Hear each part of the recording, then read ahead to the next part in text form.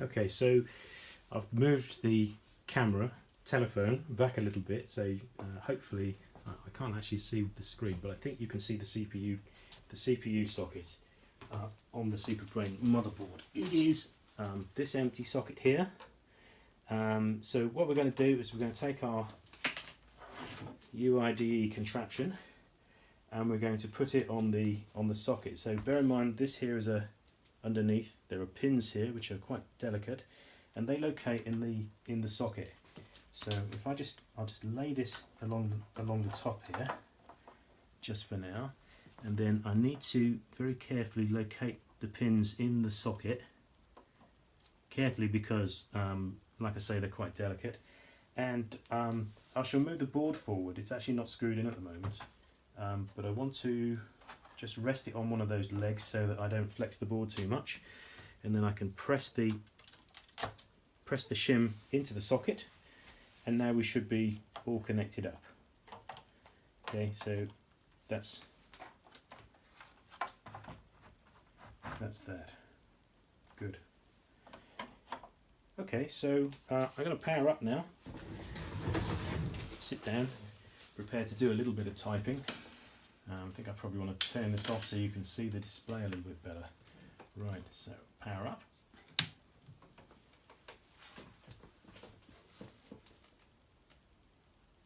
Just wait for the screen to come on. It's a bit slow, this one. Okay, so you know, as we had in our previous demos, I think this is where I moved this. This is where I moved the camera up a little bit. There we go. Whoops, sorry about that. As we had in our previous demos, the boot prompt offers us a choice. We can either boot from the uIDE device, or we can boot from the floppy drive. Obviously, I want to boot from the uIDE device, so I'm just gonna press anything other than F. Spacebar will do. Now you can see there's an activity light, a little orange activity light that shows you where stuff is, when the uIDE device is being accessed. So if you have got a DOM from me, or if you've downloaded the DOM image and stuck it on your DOM or CF card, however you produce it, maybe you want to connect to this thing, it has a startup command. So this is a new feature of version 0.11.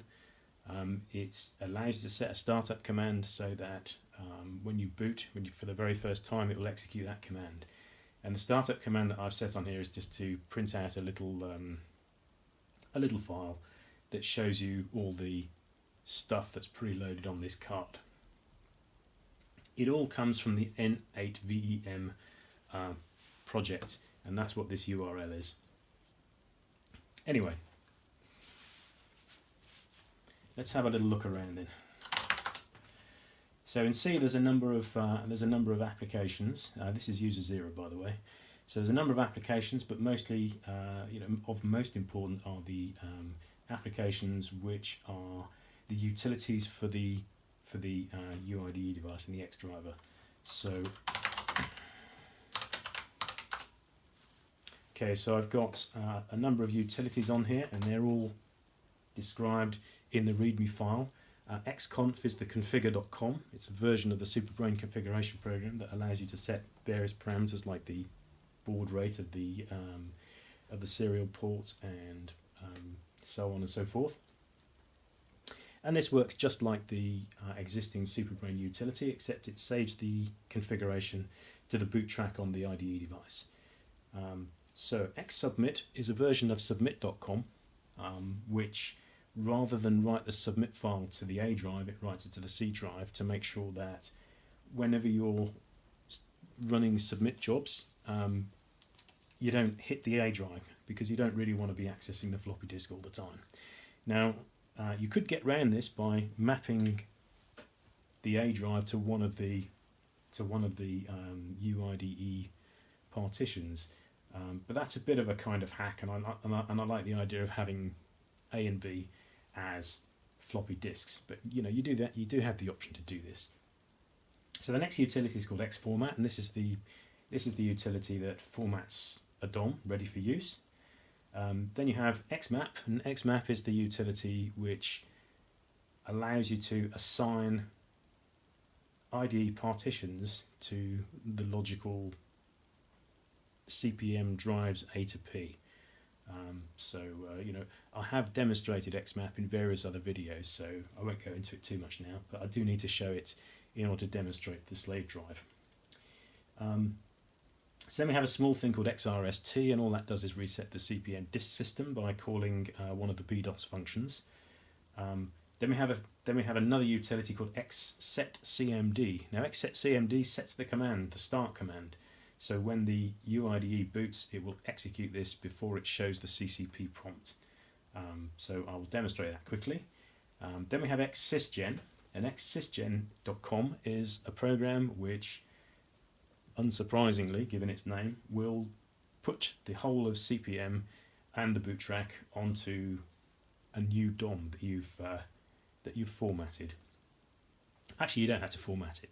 It'll just stick it straight onto track 0 and make an IDE device bootable. Then you have xtest.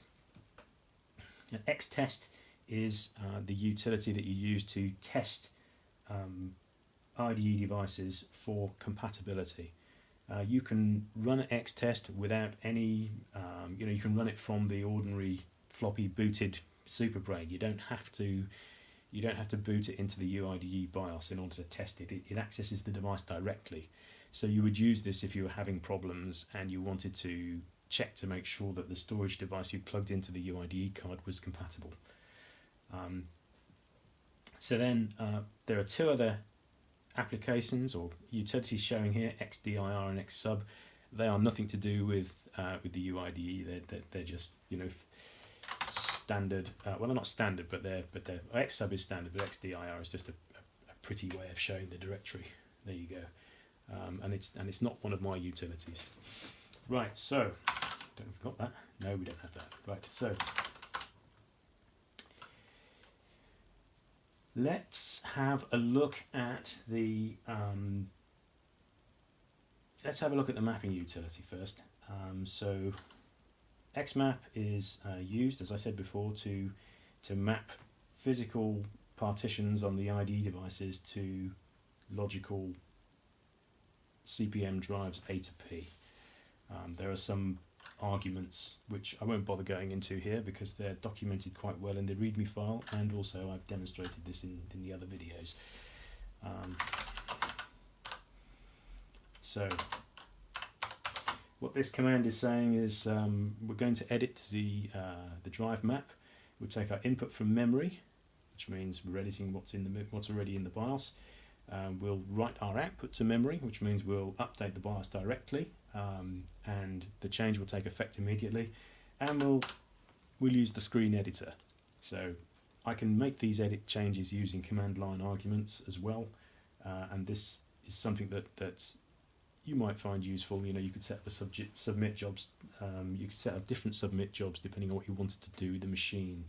So you might have a submit job for work, for example. So I don't know, I want to set B, C and D to be WordStar and other work type utilities, and you can just write an xmap command just to do that in one line. But we'll use the screen editor now.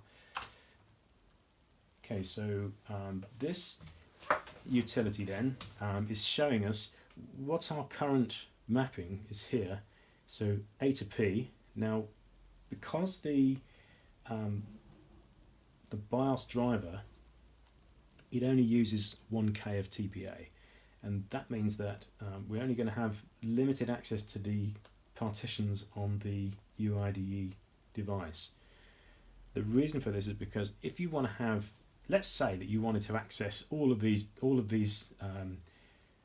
partitions, okay, so on the uIDE, or rather on the IDE device, think of it as a huge chunk of persistent storage, and it's broken up into partitions which are logical, and all those partitions really mean is a chunk of sectors belongs to partition 1, a chunk of sectors belongs to partition 2, and so on. So there are 16 partitions, and each one has got a number of disk sectors that is equivalent to about 8 megabytes.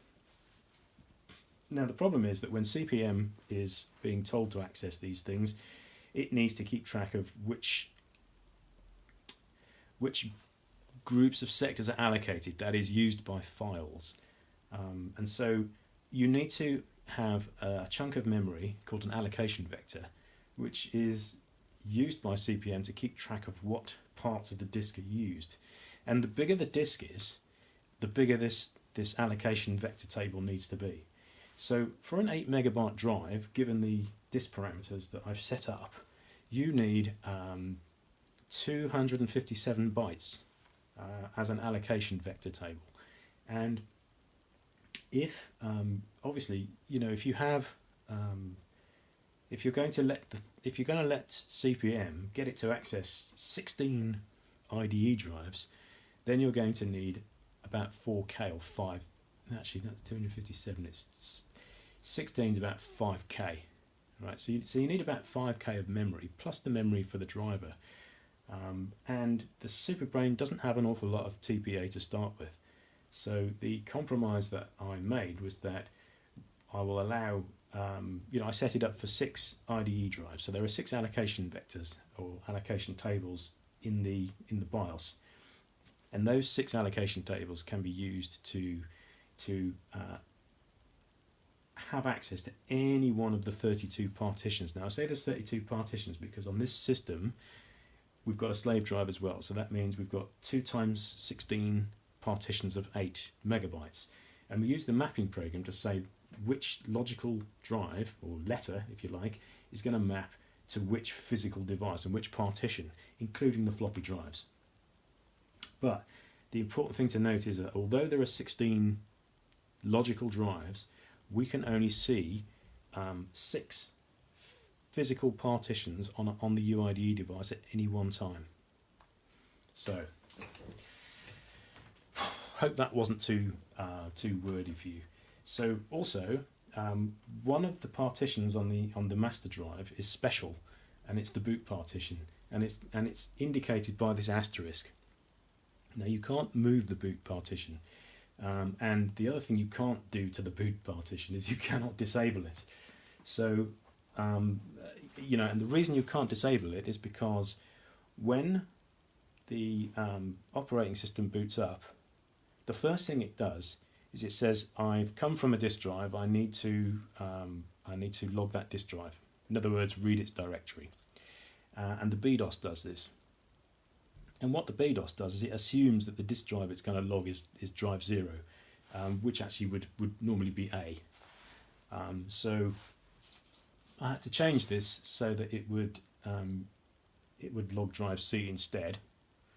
But of course, the other thing I noticed that when you're mapping stuff in, if you were to disable drive C, then your system wouldn't be able to boot from the IDE device anymore, which would be a little bit of a pain in the bum because you wouldn't be able to put it straight. Well, actually you would, but it's easier just to prevent it from being disabled.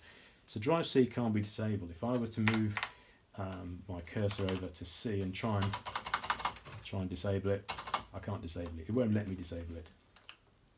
Right, okay, so what I'm going to do here is I'll come out of here, whoops, and we won't make any changes.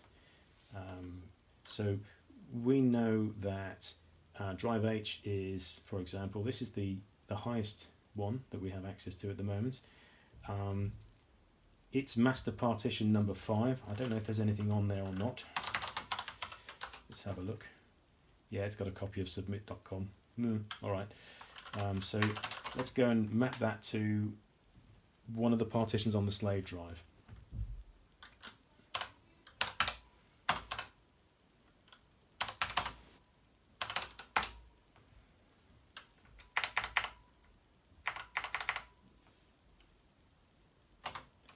Okay, so slave drive number 0.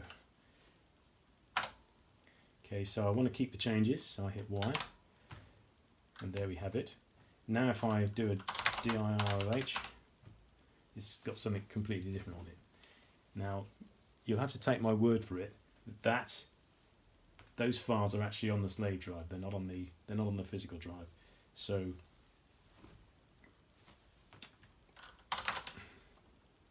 okay, so let's have a look at the formatting program for a moment.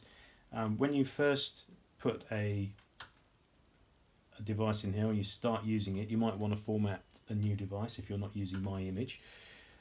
So you would use Xformat to do that. So it's got lots of options, but we're going to format the slave drive because I really don't want to damage the master drive because it's got stuff on it which I need to keep. So it would be Xformat, and then I need to say -S, which means format the slave drive. Okay, the other options I'm going to leave because I want to show all the confirmation. So the first thing it does is it says, okay, look out, you're going to wipe it, you need to confirm, say yes to do it. So to do that, yes. And then it formats. Now these are each of the partitions it's formatting. It's pretty quick because it's not doing a full format. It's doing a what in DOS terms would be called a quick format, and that means just to zero down all the directory entries. So it leaves all the data intact, but you won't be able to see it because it's wiped the directory entries. Right, so one of the things it will do is to reset the disk system. So that means that I'm actually able to go over to drive H now, which is the if you recall, we mapped drive H to the slave partition 0. So if I do this, the IRH, there's nothing on there. That's because I formatted it. Okay, so there's a quick demonstration of the formatting. It's nice and quick. And the last thing I want to demonstrate is the startup command. So now we have this